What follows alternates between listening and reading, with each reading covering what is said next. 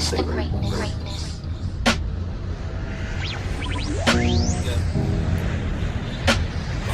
Ready to witness the greatness.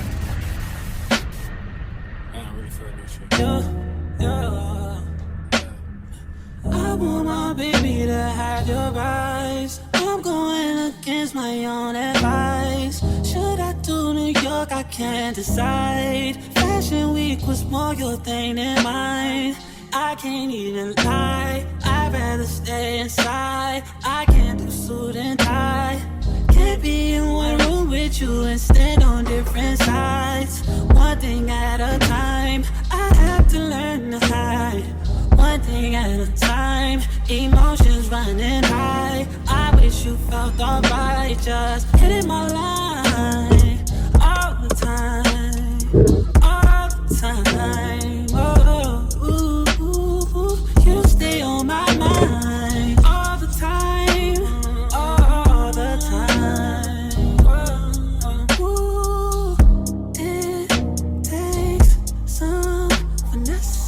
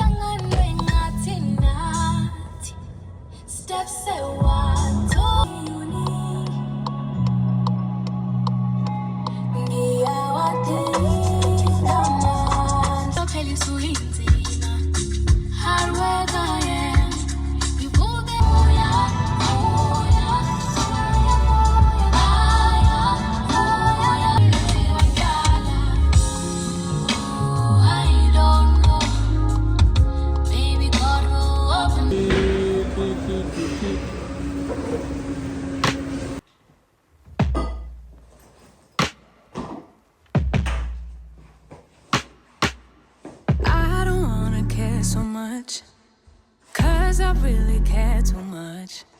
It's all just overwhelming, I'm just overthinking. I feel like I'm too much. Keep mistaking my anxiety for intuition, and stress keeps getting in the way of my ambition. Logically, I know I shouldn't feel this way, but my body doesn't agree with my brain. I'm looking over my shoulder, worrying it's over before it starts. I'm looking over my shoulder, worrying there's no one there who cares like I do. I really wanna feel free, but I'm worried I will lose me. Somewhere along the road, I start feeling cold, get caught up in something new that's been further down the rabbit hole. Down I go, down I go. Ooh. Logically, I know I shouldn't feel this way, but my body doesn't agree with my brain. I'm looking.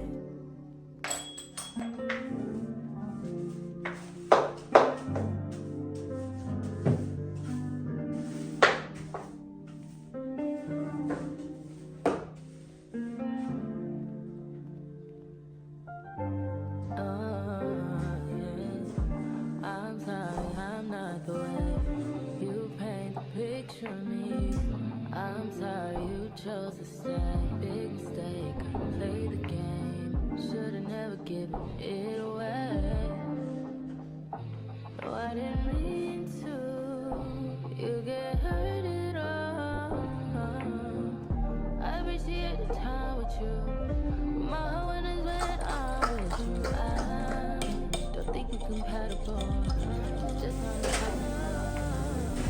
no, we all kinda selfish, baby. Please don't judge me, please don't. I think I need to. I just need to go ahead and leave. Leave you where you lonely. Leave you where you lonely. Please don't fall in love with me. You don't even know. I leave you lonely. Found out who I am through you, and it turns out I ain't for you. We made them plans and I let them fall through. Didn't mean to cause all this damage. Is it my fault? Why'd you have to fall? I think I need to. I just need to go ahead and leave. Leave you where you're lonely. Leave you where you're lonely.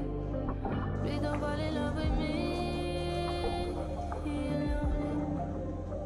You don't even know me. I leave you lonely.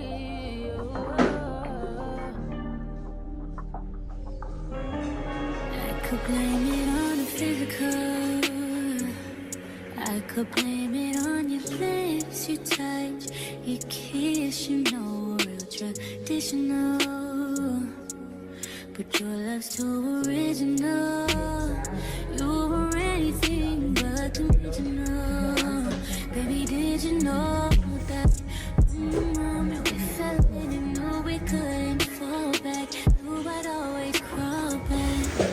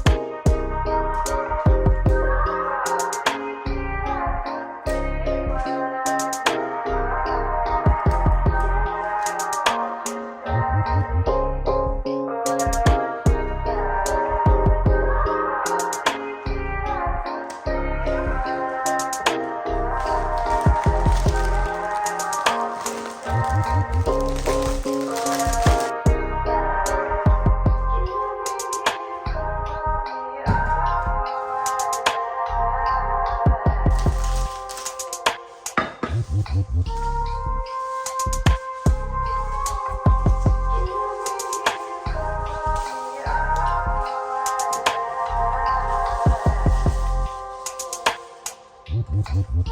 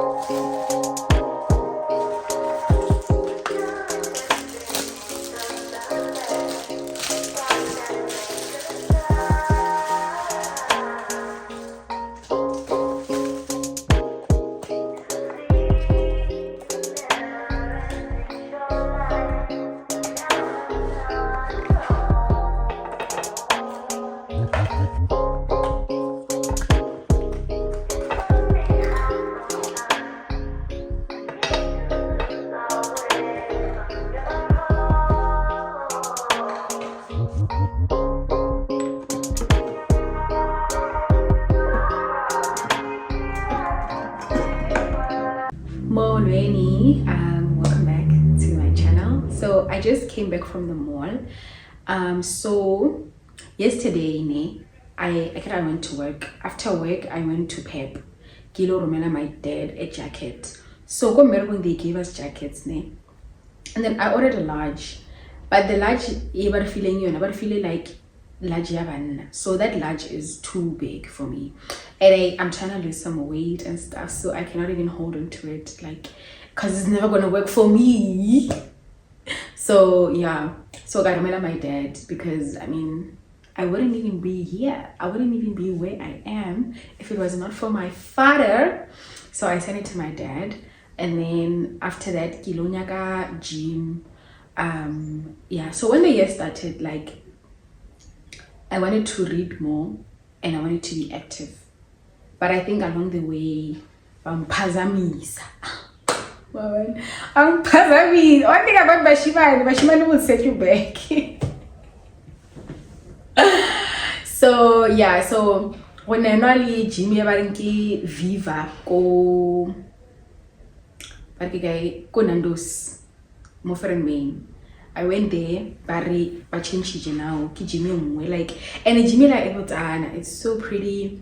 The machines more advanced, like, even though the machines are still new, like Sana prettier than Virgin Active. But I just did not like that. I feel like, not that I didn't like, I feel like that's where they lost me. The fact that they don't have classes, I just feel like that's where they lost me, because I just feel like I need something to commit to, or like I'm gonna go for aerobics, I'm gonna go for spin, I'm gonna go for what and stuff, woman. So when I moved here, I had a Virgin Active membership that I was using go East London. But go East London, I was not going to the gym as much as I wanted to, because I was working shifts. I was working shifts, so I would work 6 to 210, 10-6. So it was messing up with my routine. So I was not going to the gym as often as I wanted to. So the plan was, okay, cool, I'm gonna move to QA, and then get go QA, get like standard hours, and then I don't have anything disturbing like my circadian or whatever. So yeah, so when I moved here, right, shortly before I moved here, I met someone, and then I told this person like what I wanted to do, like like I wanted to read more, I wanted the gym and stuff. So yeah, so because I didn't know PE, so he knew PE better than me, because he's the one that actually found this place. So he knew PE better than me. He knew where I can stay, where I won't stay, where I can fit in, and where I'm just gonna have the worst time of my life and stuff. And I feel like that's most probably what is going to make him one of the most best parts of my life. But yeah, so when I moved here, he was, I don't want to say he was sort of specific, but he was catering to my needs when we found this place, because I wanted a place that was closer to gym and a place that was not far from the shops and stuff. So got me this place. And yeah, because when I moved here, there are things that he told this guy that now I don't think I was gonna tell like my landlord. So because there's something that he mentioned to my landlord that made my landlord give me this place. And not that, because the guy told me that like he had a lot of people that wanted this place, and there was one thing that the guy mentioned to him that made him feel like, okay, I have to give it to them. So me and my landlord worked for the same company. I don't think I was gonna tell the person I was renting from which company I'm going to work for. So he told my landlord that oh no, this person is moving to Kai, they're going to work Kai, and I want her to stay Kai. And then the guy was like, oh, okay, so because she's going to work at this company and this is the company that I worked for, then I can trust her. Then that's when this guy gave me this place. So yeah, man. So when this teen came in, then I went to Virgin Active, and then I signed up the I just ended up signing up with Virgin Active because the plan was, I came here with a membership. Then the plan was to start running, like to run. But also because I'm not there yet, I'm not able to run in this weather conditions. Because the weather condition in PE, oh guys, it gets so dusty. Like, it gets so dusty. If you're asking yourself why I clean every day, it's because what's in a dust. So imagine running, it's dusty. Then no sarki dusty, it starts raining.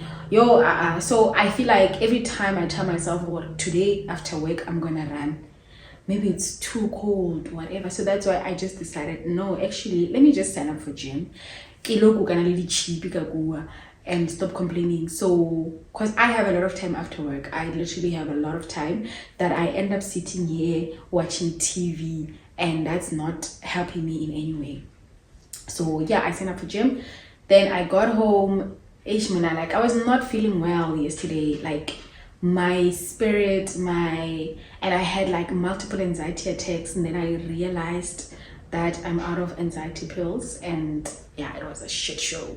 So I just made myself some tea and then took a book and went to bed and started reading. I passed out, and in the morning I woke up hyperventilating because I was having a panic attack. And then I told my manager, and then okay, cool, don't come to work. And then yeah, I went to the doctor. So what I usually do, man, I work with pills, so I know what I can take. So what I usually do is that I would just call a doctor and tell them that I want a prescription for this, which is not what I'm supposed to be doing. So today I decided, no, actually, today I'm going to look for help. Like, I usually know what to do, but today let me just go and ask for help. So that's why I went to like a physical consultation. Then yeah, I mean, at the end of that, it was great, it was good. From talking in the conversation, I mean, I was able to talk about how much I've been wanting to go back to therapy, but I'm very skeptical because of the kind of therapist I might find or I might get. One way or the other, African spirituality does affect my way of living, right? And I don't want somebody who does not understand that. Like, I don't want somebody who doesn't understand that or who doesn't believe. Like, as much as you are professional and everything, but you're human at the end of the day. You ought to be biased, and I don't want that. I don't want an overly religious person. I'm a Christian, but there are certain people that believe that because I believe in African spirituality, then Christianity is not for me. So I don't want such a person. Yeah, so yeah, man. So from the consultation, which barely happens, but it does happen these days, where I actually just go and consult in person. So then how like referrally which therapist, then when I looked up the lady, like, okay, it made sense, this is somebody that I might like, you know. She's a psychologist and she's doing holistic things, and I'm just like, this is my person. This is my person. So I think I found, I don't know, on paper, I think I found somebody that I would like and I would enjoy talking to and stuff. So I'm looking forward to it. So I need to just text her now and see if I can manage to get like a booking anytime soon and stuff. But I'm excited about this journey because I've suffered with anxiety for the longest of time. So I did mention one time that when I was in grade 9, I started seeing a therapist, but I was too young to understand, to talk about things that bothered me and stuff. And yeah, I mean, I was later diagnosed with MDD, and then I was later diagnosed with generalized anxiety disorder. And yeah, so me moving made me delay seeing a therapist, because I know I'm supposed to see a therapist because Sana, you know. And another thing that has been so overwhelming has been being so far from my baby. Like being far from my baby, guys, it bothers me so much. It bothers me so much because I do apply, mara abariviji bari decline.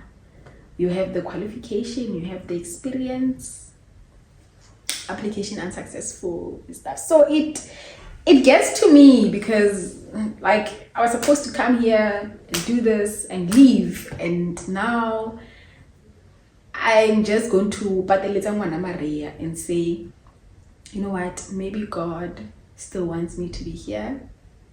I guess that's what we do when we just say it's God. So yeah, then I'm just going to believe that maybe God still wants me to be here. Maybe God is still working on me. Because I get people often say that God will isolate you so that he can talk to you and everything. And a shame that happened. It happens a lot. I feel like especially last year, I felt that God was isolating me so I can heal, so that I can heal others. It felt like that. That it was like God was isolating me to heal me so that I can heal others. But when we talk about like other factors that affect us outside God, healing in isolation is not a good idea. Healing in isolation is not a good idea. It is not a good idea. And I think that I don't know, I think healing in isolation has made me a better person, and it also made me a very selfish person. Selfish in a sense that I'm very selfish with myself. Like I'm very selfish with myself. I'm not selfish.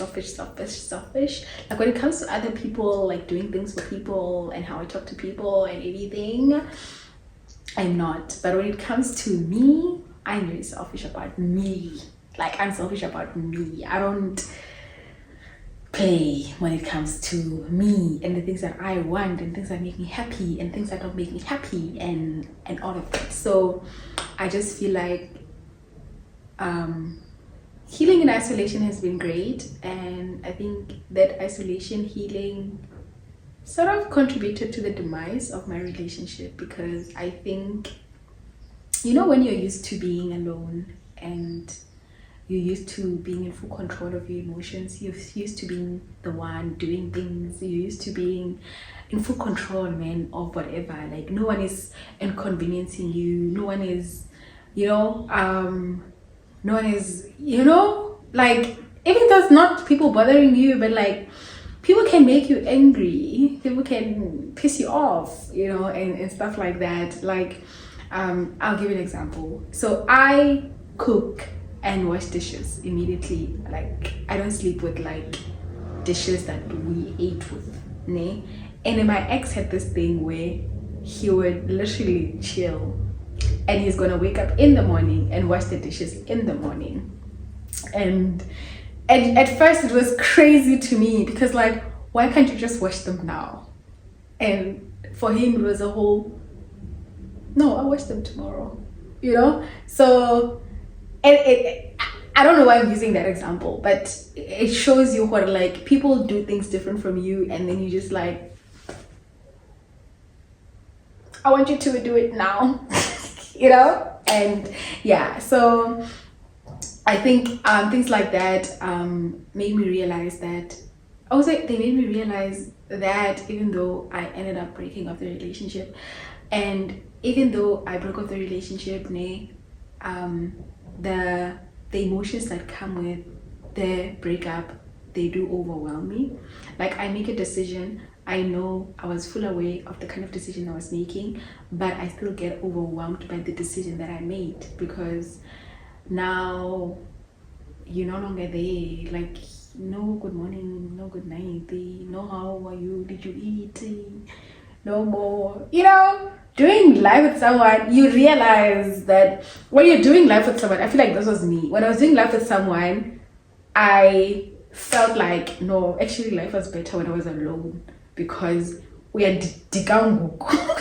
But then you realize that no, actually life is better with people in it. Like, life is better with other people in it, and you realize, worry, you learn a lot of things about yourself and how you can even be a better person by having people in your life, And I feel like the phase of isolation needed to happen, and I appreciate it because it taught me a lot.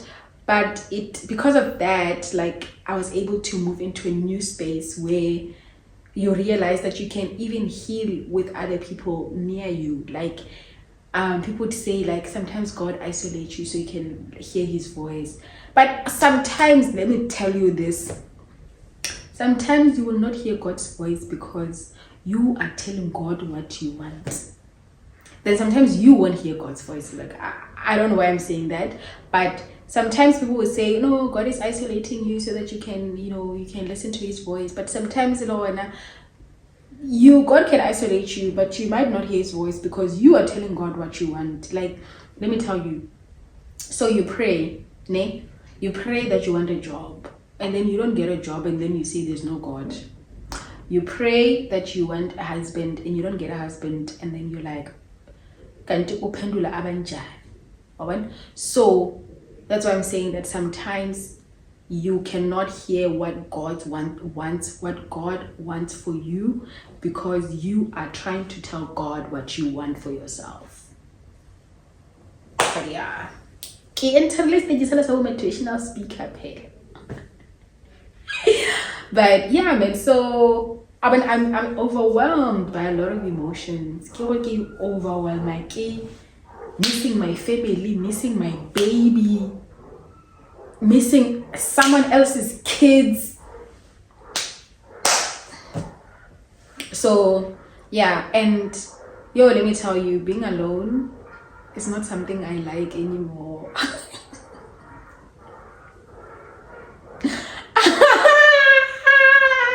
No, no, done this before, been there, done that, but I don't want to be single anymore.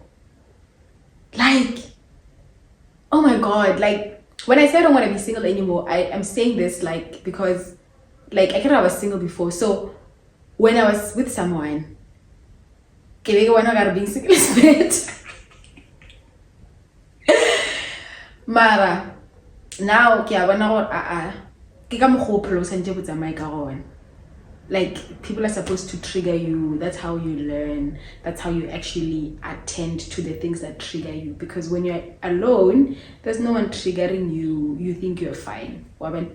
So, but now that I am alone, I realized that no, actually, I was better, and I was dealing with a lot that I had to deal with, because when you are alone, there are some things that you push on the side. So then I realized that no, man, actually, I was on the right path. People are supposed to piss you off. People are supposed to annoy you. You're not supposed to be doing life alone. Because guys, and I'm sure even people on my WhatsApp noticed that I even take long to respond to their messages, because someone is responding to status and stuff. It's no longer good morning, how are you, did you eat, did you need anything, did you take your car to the car wash,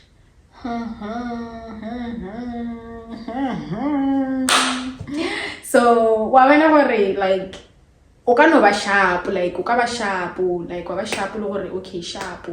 This is what pushed me into the corner of being in this position. Mara, you realize that this is not the life I want. This is not the one. This is not the one. So yeah, but today I feel so much better. I feel so much better. I mean, I think it's most probably the pill that I took. But I feel so much better, like, and that's a thing that I want for myself, to be able to feel every emotion as it comes and just be vulnerable and experience them and talk about them and show them if I can, because me being or documenting my life is not to document the good in my life, is to document my life exactly as it is, with the pain, the hurt, the moments of missing someone, the moments of, you know, moments of vulnerability and stuff. That is what I want to look back at years from here and say, oh, ndiphuma good. Oh, I cut from afar. Because that's what I do now. Like, I've been through the worst, like last year, like emotionally I was worse. Like, yo, hey, I feel like I needed to go through that though. I needed to go through that because I realized even last year, or being around people made me shove a lot of things in my ass, and there I had to deal with them. And now that I've dealt with them sharp, but then you realize, what's we don't stop dealing. And I think I was so hard on myself. I was so hard on myself by thinking that I need to be grand, you know, maybe in order to date and stuff. So, but we are never gonna be fine. We are never gonna be fine. We are never going to be okay. We just deal with things better as we grow. But to completely be fine, because now I need to, like, since 2018. Yes. Actually, I was diagnosed with anxiety in 2018, not 2019. So, since 2018, sometimes my attacks hadn't trigger. Like, I want to sometimes, you're triggered by, you're scared of the future, you're scared of driving, you're scared of, sometimes, like, I could just be sitting and without a single trigger,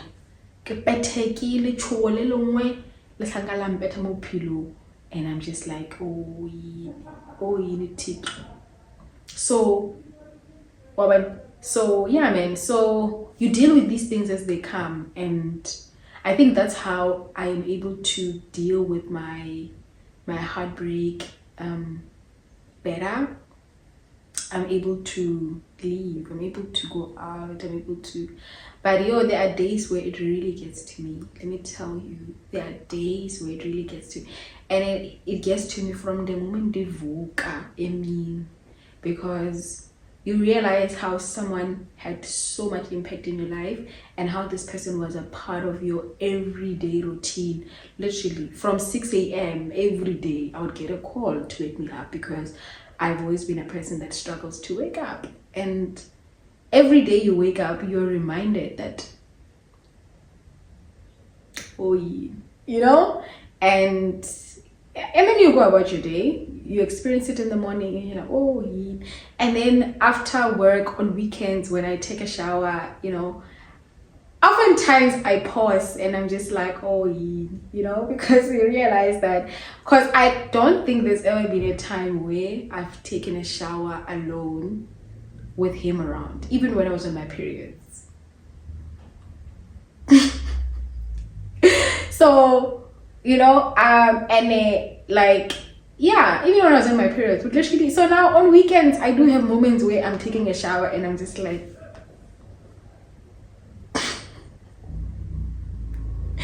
and then on Fridays, guys, Fridays are so hard. Fridays are so hard. Like, Fridays, guys, Fridays, I was full blown. Cooking, bona, when I this, when I that, excitement, literally.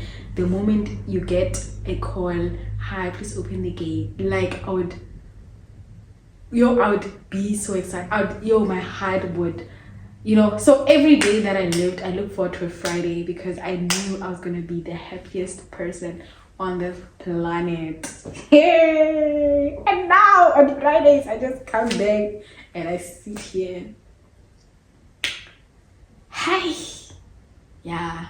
Well, so then you're like, yeah, no. Yo pilo mo. Ariye.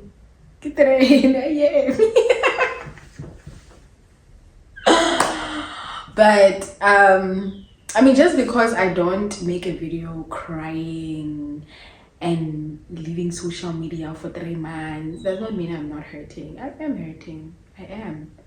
I'm in a lot of pain. Like some emotions that I've never felt. Like I've gone through breakups, but I've never felt this before.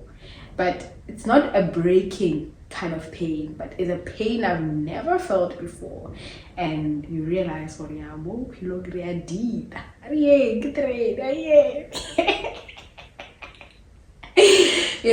but yeah, man, life has just been different. And I think it's even worse because I came here with someone, and now I just have to readjust everything, like literally everything. And there's not even a single part of this apartment that is not attached to this person. Every corner of this apartment is attached to this person. And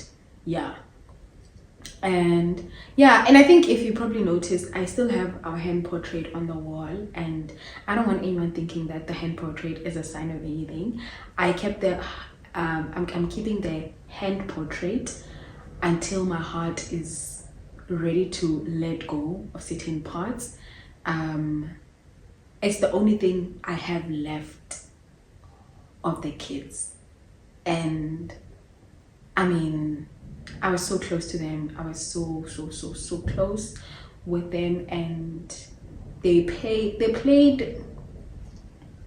a huge, or did they play?